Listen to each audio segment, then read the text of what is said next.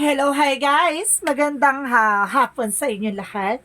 This is Jim from Masigada Channel, a faith healer, also matarger. So ngayong hapon na to, tingnan natin ang nagsasabihin sa iyo ng ating mga gabay. This is weekly gabay for the month of September 23 hanggang September 30 for the sign of Scorpio. So Scorpio, welcome to my channel. Ano kaya messages, advices, the spirit guides ang ating masasaga for today's video?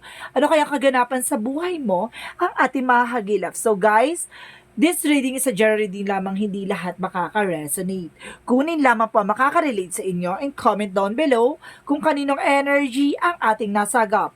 And of course, don't forget to like and subscribe my channel and hit notification bell for more videos updates. Sa mga hindi pa po nakakapag-subscribe sa aking channel, please click nyo na pa ang subscribe button dyan sa baba for all bell para updated kayo sa mga videos na i-upload natin every time in every moment. So guys, kumapit-kapit ka dahil ito na mensahe sa iyo ng ating mga gabay.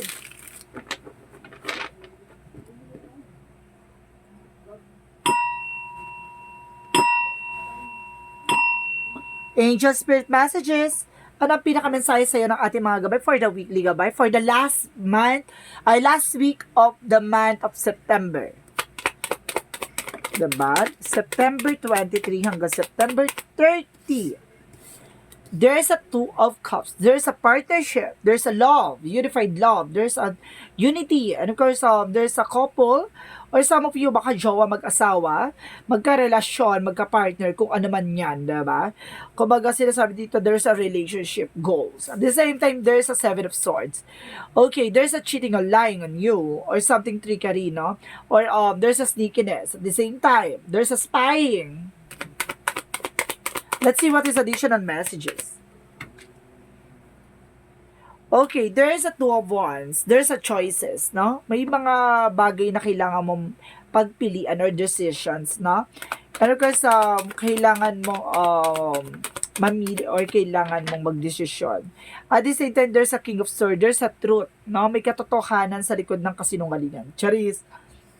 Ang baga sinasabi dito, maging matalino ka sa pagdidesisyon. At the same time, there's a King of Pentacles with the security. No? Sinasabi sa dito na may patas na eksena dito. At alagaan mo kung ano yung meron ka. And because there's a Chariot card, there's actions of movement, or there's a victory and success. What is the Two of Cups? Because there's a Page of Wands, there's a good news. So, may magandang balita dito na nag-aantay sa'yo. And of course, there's plans, no? What is the Seven of Swords? What is the Seven of Swords? There's the Wheel of Fortune. Okay. Kung baga sinasabi sa'yo dito, yung mga nagsinungaling sa'yo, no? Umikot na ang kapalaran. There's a good luck na sinasabi sa'yo dito na kung ano man ang ginawa nila, bumabalik na sa kanila, no? And of course, there's a strategy. Gumagawa sila ng paraan para magsinungaling ulit sa'yo. What is the Two of Wands? At the same time, there's a Five of Cups. Kumbaga, there's a loss, no? Kumbaga, sinasabi dito, kailangan mo mamili ng maayos. Kailangan mo magdesisyon ng kailangan clear para hindi wala kang pagsisihan sa huli. So, what is the King of Swords? There's an Ace of Wands. So, ibig sabihin, there's a new beginning, good news, no? And of course, sinasabi rin dito na, kumbaga, makakakuha ka ng information, katotohanan, no? What is the King of Pentacles? There's a Nine of Cups. Okay, there's a wish fulfillment. May mga katuparan sa pangarap mo about sa finances, no? Kumbaga about sa security. Baka some of you guys, there's a bank. Magkakaroon ng bank dito, no? 7 digit, 8 digits, kumbaga ganon. So, what is the Chariot card? What is the Chariot card? What is the Chariot card? Because there's a Knight of Wands, slow and steady, no? Sinasabi itong victory na to ay talagang pangmatagalan, no? Kumbaga slowly but surely. So what is the Two of Cups? The Page of Wands. Okay. There is the Hangman. So ibig sabihin, baguhin perspective mo. Baguhin mo yung perspective mo, baguhin mo yung mga ginagawa mo, baguhin mo yung yung paniniwala mo, no? Kumbaga sinasabi sa'yo dito, you're feeling entrapment and letting go, no? Kailangan mong pakawalan at kailangan mong hayaan, no? Mangyari yan naturally yung mga dapat mangyari. So, what is the Seven of Swords? The Wheel of Fortune. And of course, there is a Six of Pentacles. Wow! Ang Six of Pentacles for me is magtutuloy-tuloy about sa finances. No, parang sinasabi sa'yo dito na, ito na yung tamang timing, ti. So, what is the Two of Wands? And of course, there's Five of Cups. There's Eight of Cups in reverse. Ibig sabihin dito na, kumbaga, tumalikod ka na sa takot, no? At talagang kumarap ka na sa eksena ng mga bagay-bagay na kailangan mong pagdesisyonan. And of course, sinasabi dito with the Seven of Pentacles, kumbaga sinasabi making investment. Kailangan mong gumawa ng paraan or kailangan mong gumawa ng way, no, kung paano ka maggagawa ng bagong negosyo, trabaho, na kailangan mong makaipon, diba? And of course, there's a harvest time at the same time, no? Kumbaga yung mga bagay na pinundar mo o mga bagay na tinanim mo o aanihin mo na. So, what is the King of Pentacles? And of course, sinasabi dito with the Nine of Cups. There's a King of Cups. There's a devoted and supportive person, no? May tao talaga na pinuprotektahan ka, pinangangalagaan ka, at mahal na mahal ko. Sabi? So, what is a Chariot card in the Nine of Wands? There's a Nine of Pentacles. Kung baga sinasabi dito, there's a blossoming abundance and of course, independent wealth.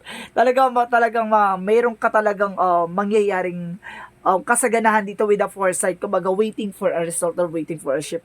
Or sinasabi dito na, kumbaga may pasilip na sa'yo, no, na talagang dudumugin na talagang tag dito, dadami yung mga pera mo, ganon. And of course, there's a Six of Cups, there's returning from the past or something dito na, kumbaga, ang layo-layo mo na sa dating ikaw. Diba? So, marami ka ring influencer dito or influences, no? Kumbaga, marami kang, taga-subaybay, no? So, let's see. Kumbaga, what is additional outcome? Ang outcome for you is the Knight of Cups and of course the Six of Wands. There is an offer. The Knight of Cups represent an offer. Kumbaga sinasabi dito na proposal or something, email or messages with the Six of Cups. There's some victory and success. No, magtatagumpay ka na sa larangan na kung ano man ang ginagalawan mo, kung ano man yung pinangahawakan mo. Then of course there's a full card, Leap of Faith. No, new beginning is coming your way. Magkakaroon ka na ng bago simula at panibagong eksena with the Ten of Pentacles. There's an unexpected windfall, no? Talagang magkakaroon ka ng kasaganahan dito. So, let's see what is the Yin and Yang Oracle card.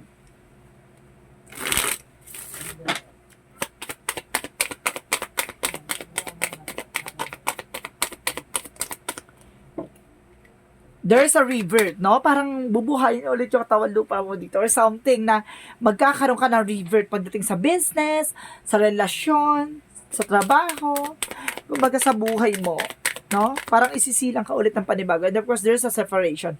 Some of you parang nagkaroon ng separation dito.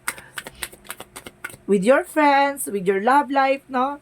Kumbaga, mayroon kang longing friends or longing, kumbaga, past person, ganon. And of course, sinasabi dito with the air sign, kumbaga, meron kang kaugnayan dito with the air signs, Gemini, Libra, and Aquarius. Additional messages. At the same time, last card, there's a receive, no? Open, tanggapin mo at matatanggap mo kung ano yung mga bagay na karapat dapat mong makuha. So, let's see what is additional messages. Let's see what is additional messages. Okay, there is a discipline na kailangan mo magkaroon ng disiplina sa sarili mo. Lalo-lalo na yung lagi mong iniisip, yung pupasok sa isip mo, your thoughts, no? At the same time, there's a forgiveness na may mga bagay na kailangan mo ng bitawan kasi at pakawalan at patawaran kasi yun yung nagdadala ng blockages. So, let's see what is the Love Oracle card. What is the Love Oracle card? There's a lighting, there's a sudden change and shocking news, no? May pagbila kang magugulat ka, shit, nandito na, or ganon. Or something paradise na magdadala sa'yo ng happiness talaga, no? So, let's see what is additional messages.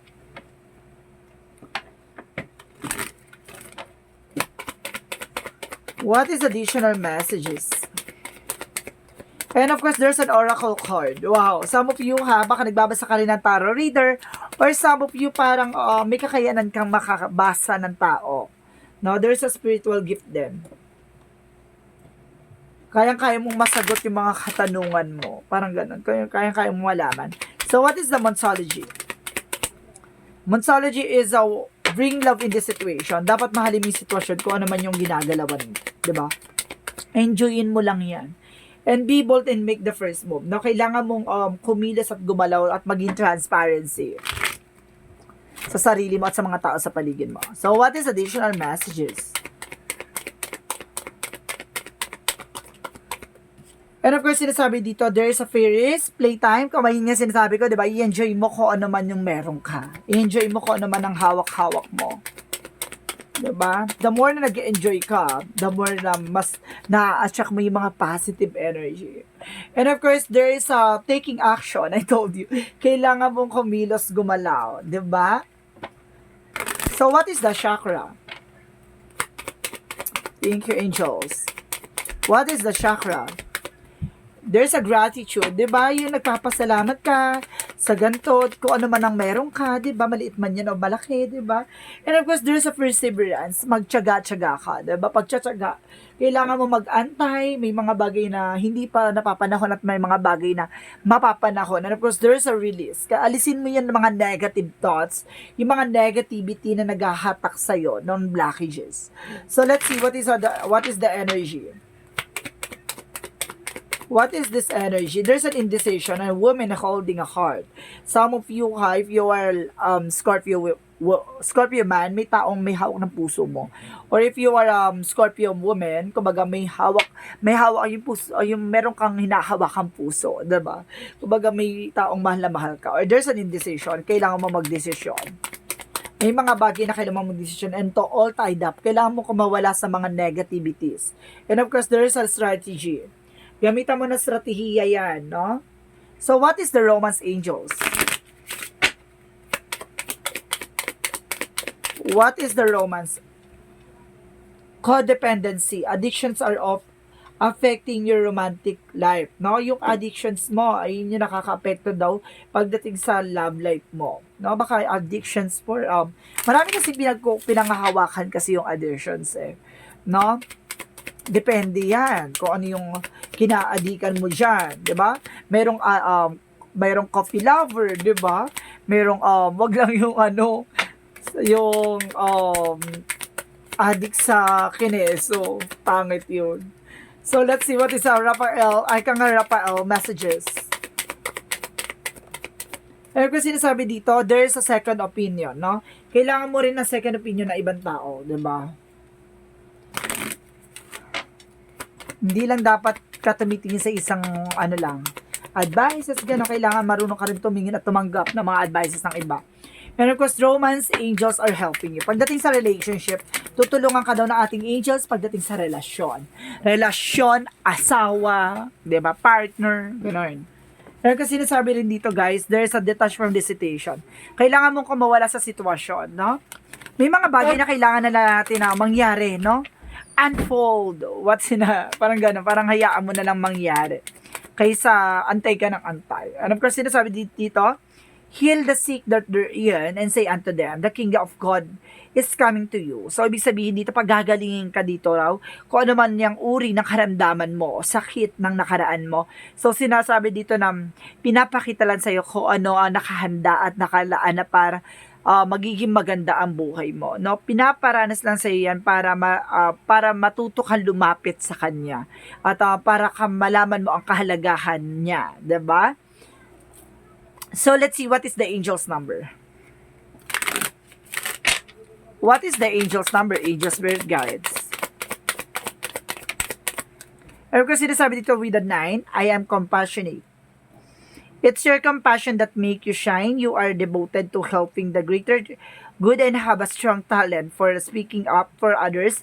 Your soul is most satisfied when you are being service. So, ibig sabihin dito, mukhang nagtuturo ka, no? Mukhang nagbibigay ka ng information sa ibang tao, no? You are being a teacher or trainer, or leader, di ba? So, what is the messages of life? Alam ko sinasabi dito, I discover who I am. Nalaman mo na kung sino at kung ano ka talaga. 'Di ba? Today, I discover the riches that lie within me. I acknowledge my true self. I see myself as an unlimited being and marvel at beauty of my life. I recognize the wealth of possibilities available to me as a being of light. As I learn who I am, I recognize the divine within me. Ibig sabihin dito, natanggap mo at na-discover mo na nakaisa ka pala, no? Na instrumento ni God. At isa ka pala sa natatangi na pagkakalooban niya ng kakayanan or something dito na natutunan mo at nalaman mo yung mga bagay na kailangan mong malaman. Yung ways, and of course, yung strategies, yung mga bagay na, kumbaga, hindi mo akalain kaya mong gawin, 'di ba? At ngayon unti-unti mo na natatanggap at nauunawaan yung mga nangyayari sa from the past. Kaya pala nangyari sa akin to kasi ganto ganyan, 'di ba? Kumbaga ngayon nauunawaan mo na unti-unti. So it's a good part. So guys, this is a weekly gabay for the month of September 23 hanggang September 30 for the sign of Scorpio. Maraming salamat Scorpio for your wonderful reading and see you in the next video. Bye-bye. And babush.